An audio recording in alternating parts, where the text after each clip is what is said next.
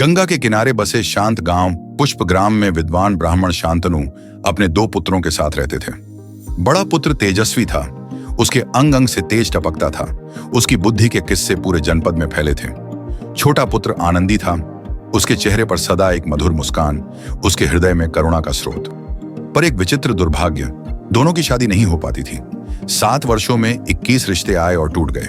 कोई कहता कन्या बीमार पड़ गई, कोई कहता कुंडली मेल नहीं खाती। गांव में फुसफुसाहट थी, शायद कुलदेवी नाराज हैं। फाल्गुन माह की पूर्णिमा को गांव में एक रहस्यमयी वृद्धा आई। उनके श्वेत वस्त्र, उनकी गहरी आंखें जिनमें समुद्र सा गहन ज्ञान था।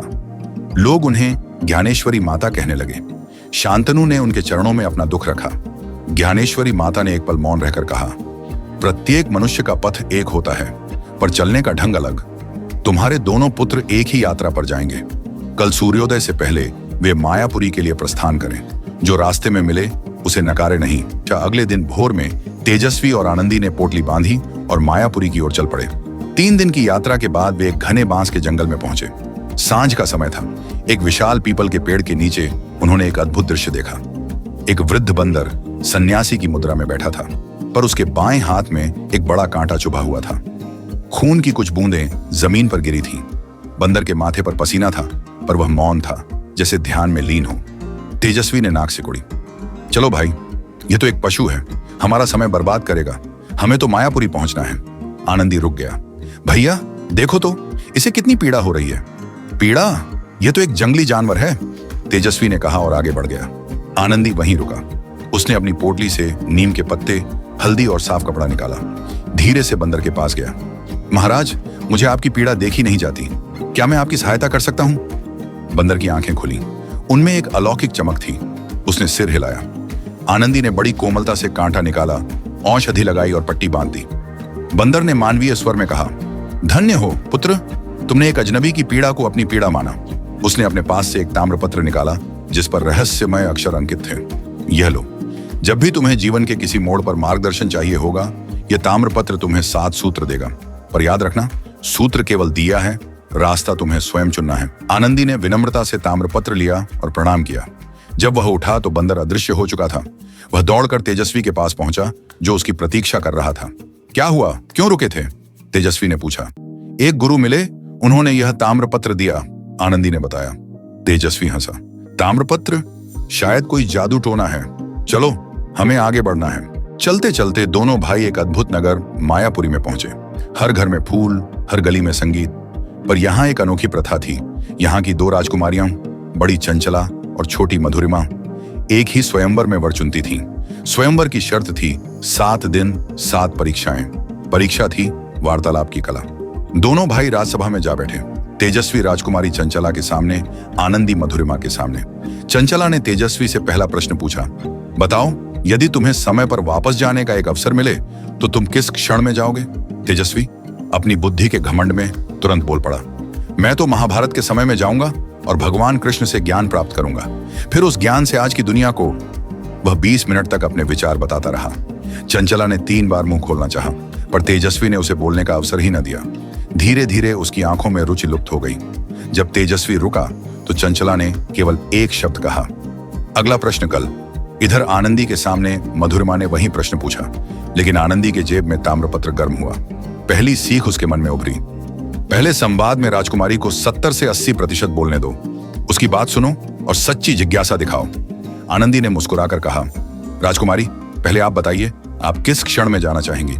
मधुरिमा की आंखें चमक उठी। मैं उस क्षण में जाना चाहूंगी जब मेरी दादी ने मुझे पहली कहानी सुनाई थी। वह कहानी एक चिड़िया के बारे में थी जो वह 15 मिनट तक बताती रही। आनंदी ने ध्यान से सुना और फिर पूछा, और उस चिड़िया का क्या हुआ? क्या उसने कभी अपना घोंसला बनाया? ये प्रश्न सुनकर मधुरिमा हैरान रह गई। आज तक किसी ने उसकी कहानी को इतनी गहराई से नहीं सुना था। उसके हृदय में एक द्वार खुल गया। दूसरे दिन चंचला ने एक चित्र दिखाया जो उसने स्वयं बनाया था। एक ऐसा हाथी जिसके कान कमल के पत्ते थे और सूंड में एक मोती। उसने कहा, यह मेरी कल्पना का हाथी है। तेजस्वी ने तुरंत कहा, पर राजकुमारी, हाथी के कान तो ऐसे नहीं होते, और सूंड में मोती, यह तो असंभव है। कला में यथार्थ का ध्यान रखना चाहिए। चंचला का चेहरा उतर गया। उसने चित्र वापस ले लिया, लेकिन मधुरिमा ने भी आनंदी को एक चित्र दिखाया। एक ऐसी नदी जो आकाश से बहती हुई धरती पर उतरती है। आनंदी को दूसरी सीख मिली। राजकुमारी की कल्पना को समझो, उसे प्रभावित करने की कोशिश में अपनी बातें न थोपो। उसने चित्र को गौर से देखा। अद्भुत! क्या इस नदी का पानी मीठा है या खारा? और क्या इसमें मछलियां भी हैं या सिर्फ तारे तैरते हैं? मधुरिमा खुशी से झूम उठी। तारे तैरते हैं और कभी कभी बादल भी इसमें डुबकी लगाते हैं। उसकी आंखों में वह चमक थी जो तभी आती है जब कोई आपकी आत्मा की भाषा समझ ले। तीसरे दिन कुछ ऐसा हुआ कि चंचला ने तेजस्वी से कहा, तुम्हारे वस्त्र साधारण हैं, लगता है तुम्हारे पास संपत्ति नहीं है। क्या तुम सच में समझते हो कि तुम मेरे योग्य भी हो? तेजस्वी का चेहरा तमतमा गया। उसने गुस्से में कहा, मेरे वस्त्र साधारण हो सकते हैं, पर मेरी बुद्धि तुम्हारे पूरे राज्य से अधिक मूल्यवान है। तुम्हें अहंकार नहीं करना चाहिए। चंचला ने ठंडे स्वर में कहा, गुस्सा कमजोरी की निशानी है, तुम परीक्षा में असफल हो। उसी दिन मधुरिमा ने आनंदी से कहा, मुझे लगता है तुम बहुत साधारण हो। मेरी बहन कहती है कि तुम्हारे भाई से तुम कहीं कम हो। लेकिन आनंदी ने तुरंत उत्तर नहीं दिया। उसे ताम्रपत्र से तीसरी सीख मिली। यदि राजकुमारी पहली बार तुम्हारा अपमान करे तो समझो वह तुम्हारी सीमाएं परख रही है। उसका सही उत्तर दो, न चुप रहो, न क्रोध में प्रतिक्रिया दो। आनंदी ने ऐसा ही किया, गहरी सांस ली। राजकुमारी, मैं अपने भाई से कम या अधिक नहीं हूं, मैं स्वयं हूं। मेरा मूल्य मेरे वस्त्रों या संपत्ति से नहीं, मेरे चरित्र से तय होता है। यदि यह आपको पर्याप्त नहीं लगता तो मैं आपके निर्णय का सम्मान करता हूं, पर मैं अपने स्वाभिमान से समझौता नहीं कर सकता। मधुरिमा मन ही मन प्रसन्न हुई। उसने एक कठोर परीक्षक की भूमिका निभाई थी और आनंदी ने उसे सही उत्तर दिया था। चौथे दिन दोनों भाइयों की सहजता बनाम परिश्रम की परख हुई। चंचला ने तेजस्वी से कहा, मुझे तुम्हारे गांव की विशेष मिठाई चाहिए। तेजस्वी ने तुरंत अपने सेवक को भेजकर सबसे महंगी मिठाई मंगवाई और चंचला को भेंट कर दी। चंचला ने उसे स्वीकार किया, पर उसके हृदय में कोई विशेष भाव न जगा। यह तो एक सामान्य उपहार था। दूसरी ओर मधुरिमा ने भी आनंदी से गांव की मिठाई मांगी। आनंदी को चौथी सीख मिली। राजकुमारी से प्रतिबद्धता के लिए थोड़ा परिश्रम करवाओ, उसे तुम्हारे अनुसार ढलने दो। आनंदी स्वयं राजभवन के रसोई घर गया। उसने वहां के शेफ से गांव की साधारण परंपरागत गुड़ चने की बर्फी बनाने का अनुरोध किया और स्वयं उसमें हाथ बटाया। जब मिठाई तैयार हुई तो उसने मधुरिमा से कहा, यह मिठाई साधारण है, पर इसमें मेरा श्रम और सम्मान मिला हुआ है। मधुरिमा ने जब उस मिठाई का स्वाद चखा तो उसे लगा जैसे उसने आनंदी के हृदय का स्वाद चख लिया हो।